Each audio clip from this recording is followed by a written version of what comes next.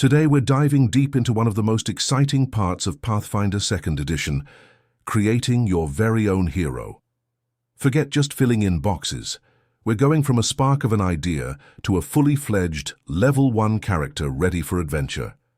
This is your ultimate guide to mastering character creation. For this journey, we're going to build a classic but always awesome character, a human wizard.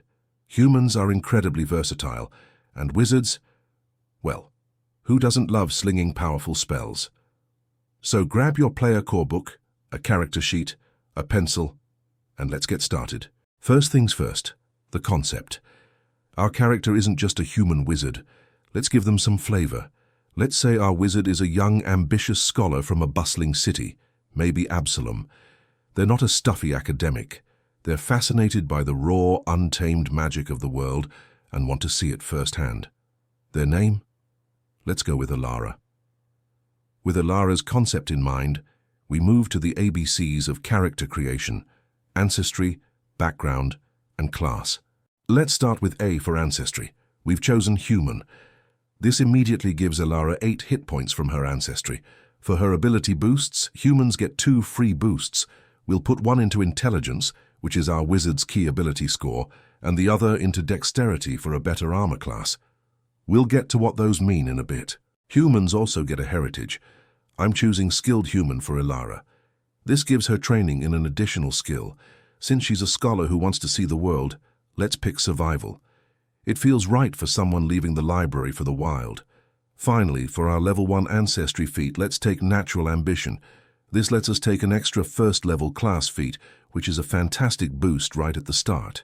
Next up, B for background. This is what Alara did before becoming an adventurer.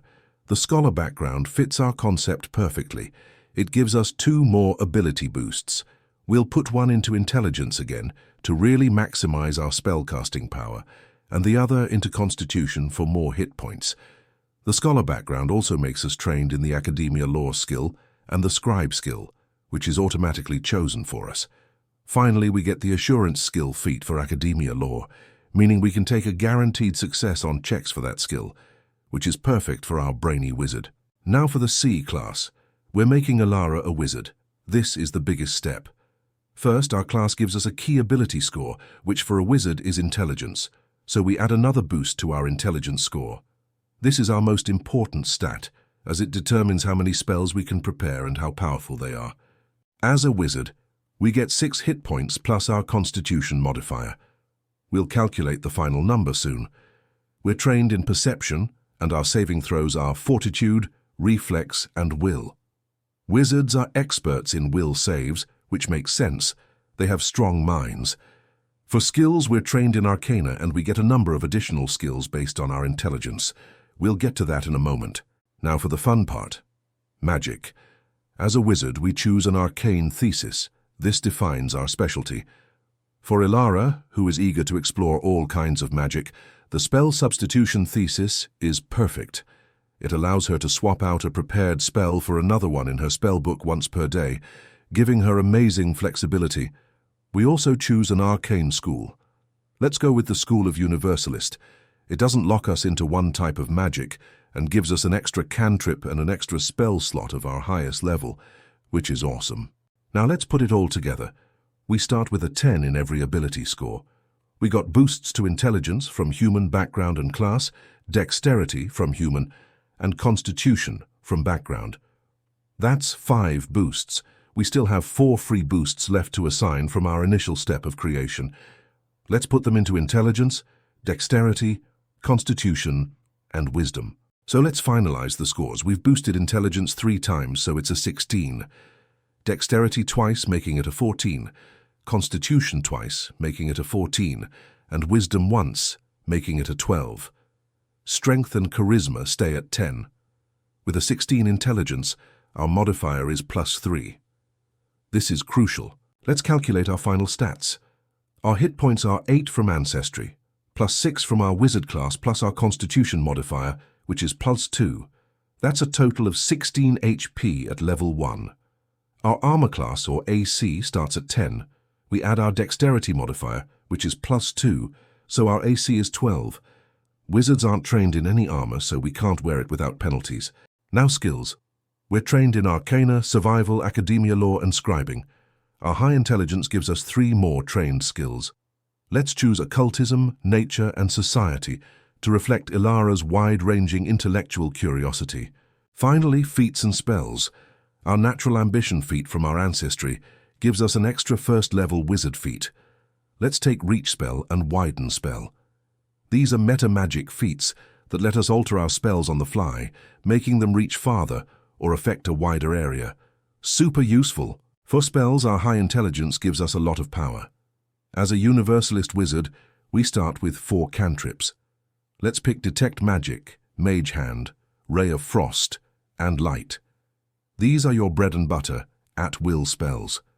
We also get to prepare 3 first-level spells each day.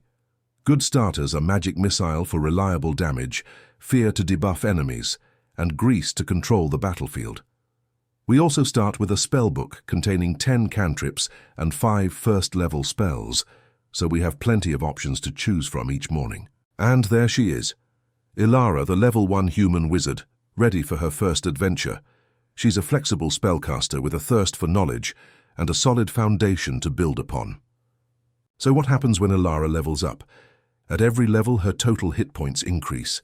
At levels 2, 3, 4, and so on, she'll gain new class feats, skill feats, and general feats, letting you customize her even further. At level 2, for example, she could take the Familiar Wizard feat to get a magical companion.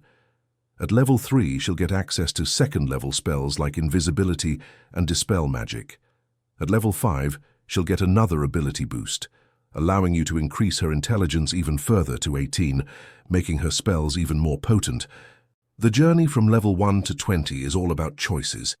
Do you focus on one school of magic? Do you dabble in crafting magical items? Do you learn feats that make you better at surviving in the wilderness? The system is designed to let your character grow and evolve with the story. Ilara might start as a curious scholar, but by level 10 she could be a world-renowned elementalist or a master of illusions, all depending on the choices you make. And that's the beauty of Pathfinder. Your character sheet isn't just a set of numbers, it's the story of your hero. I hope this step-by-step guide helps you bring your own characters to life. What kind of hero will you create? Let me know in the comments below. If you found this guide helpful, please hit that like button, subscribe for more Pathfinder content, and ring that bell so you don't miss our next video. Thanks for watching, and happy adventuring.